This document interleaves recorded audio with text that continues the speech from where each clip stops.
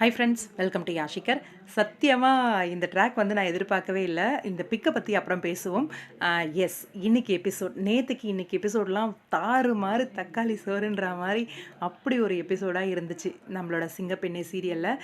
உண்மையிலேயே எதிர்பார்க்கவே இல்லை. ஏன்னா இவ்வளோ நாள் எதிர்பார்த்துட்டு இருந்த ஒரு தருணத்தில் அது வந்து ரிவீல் ஆகாமல் கொஞ்சம் கூட எதிர்பார்க்காத ஒரு தருணத்தில் அந்த உண்மை எல்லாமே ரிவீல் ஆயிடுச்சு. அந்த ஃபோன் வச்சு பெண்கள் எல்லாம் வீடியோ எடுத்தது அப்படின்ற ஒரு விஷயம் வந்து அங்கே இருக்கிற ஒரு பர்சன் தான் செஞ்சாங்க அப்படிங்கிற விஷயத்த வந்து நம்ம அன்பு வந்து ப்ரூஃப் பண்ணிட்டாரு.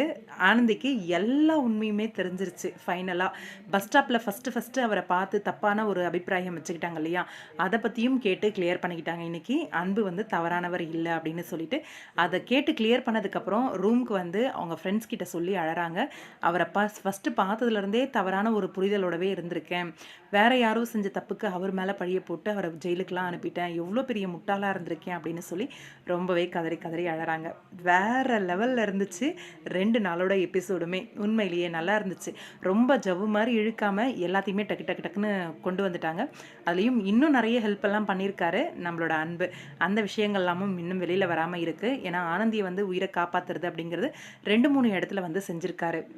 இன்னொன்று, அப்கமிங் ஷூட்டிங் லொக்கேஷன்லேருந்து நம்மளோட சிங்கப்பெண்ணை ஷூட்டிங் லொக்கேஷன், அதில் நம்ம கையல் என்ன பண்ணிகிட்ருக்காங்கடா அப்படிங்கிற மாதிரி கையல் சிங்கப்பெண்ணை ஆளுங்கள்லாம் இருக்காங்க.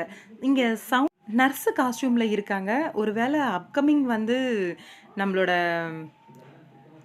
ஆனந்தி வந்து மயக்கம் போட்டு விழுறது அந்த மாதிரி ஏதாவது ட்ராக் வந்து ஹாஸ்பிட்டலுக்கு கூப்பிட்டு போகிற மாதிரி ஏதாவது இருக்கா, இல்லை அப்கமிங் கையலில் வந்து நர்ஸாக ஜாயின் பண்ணுறாங்களா சவுண்டு அப்படின்றது தெரியலை என்ன அப்படின்ட்டு வெயிட் பண்ணி தான் பார்க்கணும். ஆனால் அன்பு ஆனந்தி 2 பேருமே இருக்காங்க. இல்லை அப்கமிங்கில் வந்து மகா சங்கமம் மாதிரி எதுவும் வரப்போகுதா கயல் அண்ட் சிங்கப்பெண்ணை சீரியல் அப்படின்னும் தெரியலை. வெயிட் பண்ணி தான் பார்க்கணும் என்ன அப்படின்ட்டு. உங்களோட கருத்து என்ன? இந்த சீரியலோட பிக்கை பார்த்து கமெண்ட் பாக்ஸில் சொல்லுங்கள்.